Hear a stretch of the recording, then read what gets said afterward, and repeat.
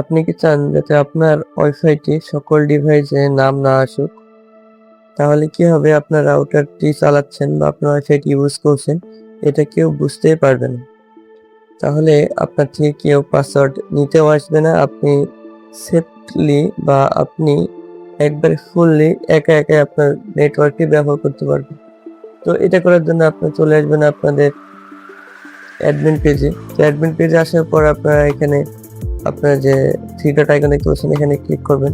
এখানে ক্লিক করার পর চলে আসবেন ওয়্যারলেস সেটিং। তো আমরা এখানে ওয়্যারলেস সেটিং আসার পর আপনারা আপনাদের ওয়াইফাই এর যে নেমটি আছে, সেই নামের পর নিচে দেখবেন লেখা আছে হাইড নেটওয়ার্ক।